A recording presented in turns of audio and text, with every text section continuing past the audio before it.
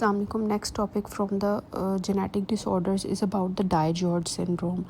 डाइजॉर्ज syndrome जो है इसमें इसके बहुत से नाम हैं, उनको पहले हम डिस्कस करेंगे कि इसको हम वीलोकार्डियोफेशियल सिंड्रोम भी कहते हैं, वीलोकार्डियोफेशियल सिंड्रोम।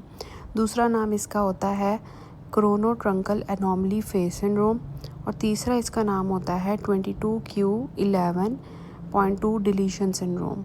सो ये देखें एक्चुअली इसमें होता क्या है कि हमने पीछे देखा था क्राइडोचेट सिंड्रोम जिस पे 5p short arm of chromosome 5 पे डिलीशन थी। यहाँ पे क्या है कि क्रोमोसोम नंबर 22 के लॉन्ग आर्म के ऊपर माइक्रो डिलीशन होती है। दोनों में मतलब जो है ना डिलीशन है, लेकिन इसमें क्रोमोसोम नंबर 22 है, वहाँ पे क्रोमोसोम नंबर 5 था। यहाँ पे लॉन्ग आर्म ऑफ क्रोमोसोम है, वहाँ पे शॉर्ट आर्म था, जिसकी वजह से क्या होता है कि third and fourth pharyngeal pouches जो होते हैं वो डेवलप नहीं करते ड्यूरिंग एम्ब्रियोजेनेसिस। तो उस वजह से क्या होता है, जब third and fourth pharyngeal pouches नहीं ग्रो करते, वहाँ पे क्या हो रहा था क्राइडोचैट में कि डिलीशन की वजह से लेरेंजियल हाइपोप्लेजिया था, जिसकी वजह से क्राई जो थी वो कैट लाइक आ रही थी। वहाँ पे लैरिंक्स का प्रॉब्लम था, यहाँ पे pharyngeal pouches third and fourth उनका प्रॉब्लम है। अब डिलीशन जब होगी तो इम्पेयर्ड होगी डेवलपमेंट ऑफ थाइमस।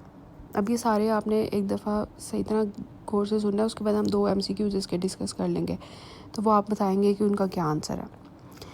तो जब थाइमस डेवलप नहीं होगा तो आपको पता है थाइमस हमारी बॉडी का इम्यूनिटी रोल प्ले करता है, तो क्या होगा, टी सेल्स नहीं आएंगे तो इम्यूनो डेफिशिएंसी होगी पेशेंट को। पैराथायरॉयड ग्लैंड्स भी उस third and fourth pharyngeal pouches से डेवलप हो रहे थे, तो पैराथायरॉयड ग्लैंड्स नहीं आएंगे तो पीटीएच हार्मोन नहीं आएगा। पीटीएच हार्मोन क्या करा रहा था, पीटीएच हार्मोन हमारे ब्लड में कैल्शियम को ज़्यादा करा रहा था। जब पीटीएच नहीं होगा, हाइपोथायराइडिज्म होगी तो हाइपोकैलेसीमिया हो जाएगा। फिर कार्डिक आउटफ्लो ट्रैक्ट डिफेक्ट्स मतलब कंजेनिटल हार्ट डिफेक्ट्स। देखें अभी तक जितने भी हमने प्रॉब्लम्स देखी हैं, डिजीज़ देखी हैं, सबके अंदर क्या हो रहा है कि कंजेनिटल हार्ट डिफेक्ट्स आ रहे हैं। तो हार्ट डिफेक्ट्स तो सबके अंदर आते ही आते हैं।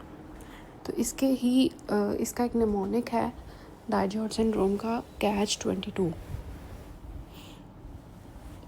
22 से आपने याद रखना है कि क्रोमोसोम नंबर 22 के ऊपर प्रॉब्लम आ रही है, शॉर्ट लॉन्ग आर्म जो है क्यू उसके ऊपर आ रही है, पोजीशन आपकी 11 है।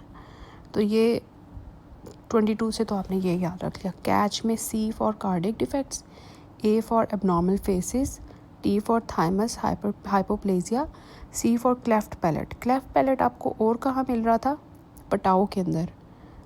तो ये देखें दूसरा आपका डाइजॉर्ज है जिस पे आपको क्लेफ्ट पैलेट मिल रहा है। हाइपोकैलेसीमिया। कार्डियक डिफेक्ट्स क्या हैं, tetralogy of Fallot, interrupted aortic arch, truncus arteriosus. वो जो आपके डाउन सिंड्रोम वगैरह थे उसमें आपको मेनली एट्रियोवेंट्रिकुलर सेप्टल डिफेक्ट्स आ रहे थे या AST VST आ रहे थे, यहाँ पे आपको ये आ रहे हैं। एबनॉर्मल फेसेस में क्या है कि माइक्रोग्नेथिया आपको और कहाँ मिल रहा था, एडवर्ड्स में। स्मॉल माउथ होगा, लो सेट ईयर्स और हाइपरटेलरिज्म। लो सेट ईयर्स आपको किस किस में मिल रहे थे, आपको क्राइडोचैट में भी मिल रहे थे, आपको जो है वो डाउन में भी मिल रहे थे। हाइपरटेलरिज्म आपको क्राइडोचैट में मिल रहा था, यहाँ पे भी आपको हाइपरटेलरिज्म मिल रहा है। दोनों आंखों के दरमियान में डिस्टेंस ज़्यादा होना को कहते हैं हाइपरटेलरिज्म। थाइमस जब हाइपोप्लेजिया होगा तो टी सेल डेफिशिएंसी होगी, इम्यूनो डेफिशिएंसी होगी। क्लेफ्ट पैलेट आपको मिल रहा है, पैलेट एबनॉर्मलिटीज़ हैं, इस वजह से इसको हम वीलोकार्डियोफेशियल सिंड्रोम कहते हैं। कि अब आपको समझ आ गई कि क्यों कहते हैं वीलो, मतलब कि पैलेट के डिफेक्ट्स हैं, क्लेफ्ट पैलेट है, कार्डिक मतलब कार्डिक प्रॉब्लम्स है, फेशियल मतलब फेस के भी प्रॉब्लम्स हैं, तो इस वजह से इसको हम वीलोकार्डियोफेशियल कहते हैं। तो वीलो फेरेंजियल डेफिशिएंसी इनसफिशिएंसी है इसमें। हाइपोकैलेसीमिया है ड्यू टू हाइपोथायराइडिज्म, क्योंकि जब फेरेंजियल पाउचेस डेवलप नहीं करेंगे, पैराथायरॉयड ग्लैंड्स जो नहीं बनेंगे, तो इस वजह से कैल्शियम की कमी हो जाएगी। कैल्शियम की कमी होगी तो पेशेंट आपके पास सीजर्स के साथ आ सकता है, टेटनी के साथ आ सकता है। अब इसकी डायग्नोसिस में जैसे हमने फ़िश जो है उसमें देखा था क्राइडोचैट में, यहाँ पे भी हम फ़िश में हम एक्चुअली हमारा जो माइक्रो डिलीशन है उसको डिटेक्ट करने के लिए हेल्पफुल होता है। क्लिनिकल फ़ीचर्स हम देख लेंगे, हम इम्यूनोलॉजिकल टेस्ट कर लेंगे, to assess the T cell function और कैल्शियम लेवल्स करवा लेंगे फॉर हाइपोकैलेसीमिया।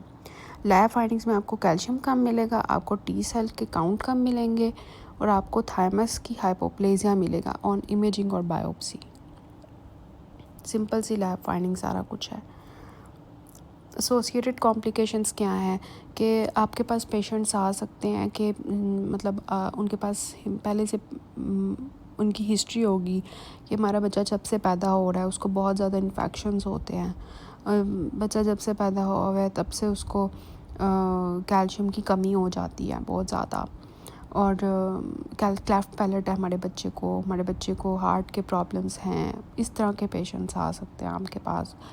तो इस तरह का पेशेंट होगा आपके पास आएगा मोस्टली इमरजेंसी में, अगर तो यहाँ ओपीडी में तो रिकरेंट इन्फेक्शंस के साथ कॉम्प्लिकेशंस के साथ आ सकता है। आपके पास सीजर्स का बच्चा आ सकता है, आप उसके इलेक्ट्रोलाइट्स करवाएंगे, आपको कैल्शियम कम मिलेगा, तो सीजर्स को फिर आपने मैनेज करना होगा कि कॉम्प्लिकेशन है उसकी।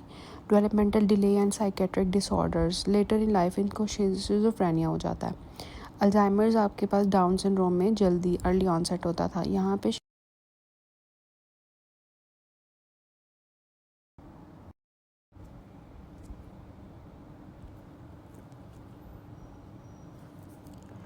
उसके बाद क्या है कि मैनेजमेंट इनकी क्या है कि आप उनको कैल्शियम और विटामिन डी सप्लीमेंटेशन करें। ऑब्वियसली जो जेनेटिक डिसऑर्डर्स हैं उनका क्योर तो हो नहीं सकता, आप उनकी कॉम्प्लिकेशंस को ट्रीट करेंगे। अगर पेशेंट का कैल्शियम आपको कम मिल रहा है, आप कैल्शियम विटामिन डी दोनों दे देंगे। अगर उनको जो है बहुत ज़्यादा इन्फेक्शंस तंग कर रहे हैं तो फिर आप थाइमस ट्रांसप्लांट करेंगे या बोन मैरो ट्रांसप्लांट करेंगे या कार्डिक डिफेक्ट्स की सर्जरी करेंगे। जो भी उनकी प्रॉब्लम्स होंगी, पैलेट एबनॉर्मलिटीज़ है उनको ठीक करेंगे सर्जिकली, स्पीच थेरेपी करवाएंगे।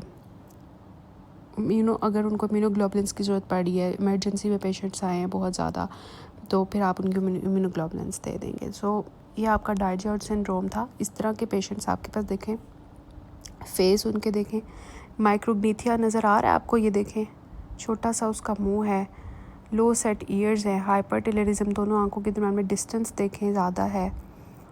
और आपको क्या फ़ीचर्स नज़र आ रहे हैं, वीलो, कोई यहाँ पे क्लेफ्ट पैलेट तो नहीं है लेकिन हो सकता है velo, cardio facial, cardio heart defects मिल सकते हैं आपको। तो ये डिलीशन है क्रोमोसोम नंबर 22 की, लॉन्ग आर्म की।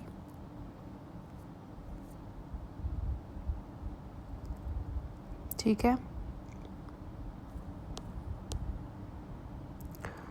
ये आपके निमोनिक हो गया। कैश 22 आपने याद रखना है। ये भी देखें बच्चा, small jaw, small upper lip, mouth, may have cleft palate, I slanted downwards upwards दोनों तरह हो सकती हैं, लो set ear, short stature, cardiac problems. ये भी बच्ची आपके पास नीचे है। ये होते हैं हमारे डाइजेस्ट सिंड्रोम के बच्चे।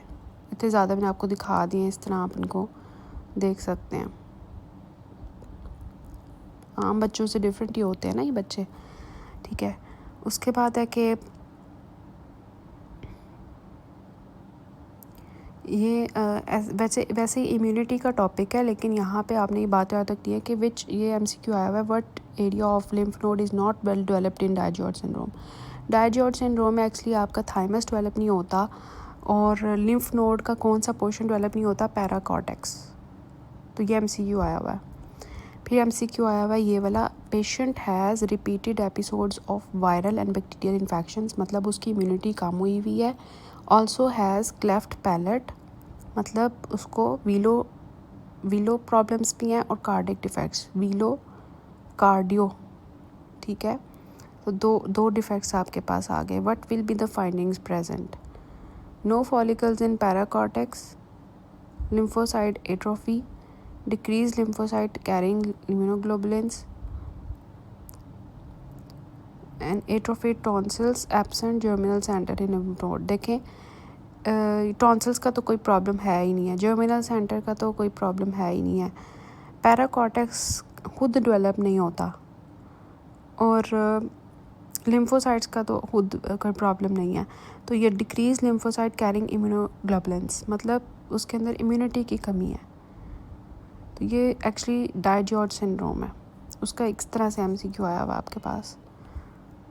So this is all about Digeorge syndrome.